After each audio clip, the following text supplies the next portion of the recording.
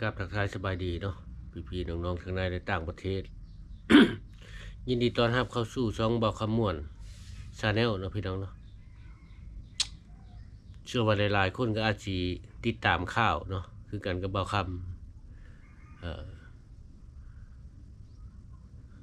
นั่นก็คือเหตุการณ์แผ่นดินไหวพี่น้องจุดศูนย์กลางหรือว่าจุดกำเนิดเนาะก็สิแม่นมาทางประเทศพม่าพี่น้องจุดศูนย์กลางของแผ่นดินไหวเนาะแต่ประเทศทางประเทศลาวก็มีผลกระทบคือกันเนาะแต่ว่าก็บ่ร้ายแรงเนาะผลกระทบนี้บ่ซ้ำทางประเทศเพื่อนบ้านเฮาเนาะนั่นก็คือประเทศไทยพี่น้องเว้าคำก็ติดตามข่าวตั้งแต่มื้อวานเนาะก็ติดตามเบิ่งข่าวอยู่ตลอดเนาะเป็นกำลังใจให้พี่ๆน้องๆเด้อเนาะพี่ๆน้องๆทางประเทศไทยเบิดทุกผู้ทุกคนพี่น้องโดยเฉพาะครอบครัวที่ว่าสูญเสียเนาะหรือว่าครอบครัวผู้ที่ได้รับผลกระทบเนาะนั่นก็คือตึกถล่มพี่น้องติดตามข่าวแล้วก็เศร้าใจหลายเนาะเศร้าใจหลายโดยเฉพาะแรงงานเนาะโดยเฉพาะแรงงานก่อสร้างเนาะที่ว่าบางคนก็ยังติดเนาะยังติดอยู่ในซากตึกติดในซากถล่มของตึกเนาะ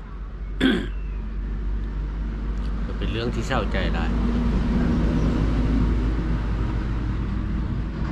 แล้วก็เชื่อว่าบ่มีไผอยากให้มันเกิดเนาะพี่น้องเนาะบ่มีไผอยากให้มันเกิดนี่มันก็เป็นภัยธรรมชาติพี่น้องแต่ว่าคือว้าแล้วเนาะเฮาบ่ฮู้ว่ามันสิเกิดยามใดเป็นยามใดเนาะบ่คำก็ติดตามข่าวมาตลอดในชื่อโลกออนไลน์เนาะบางคนก็พากเมียบางคนก็พากผัวบางคนก็พากลูก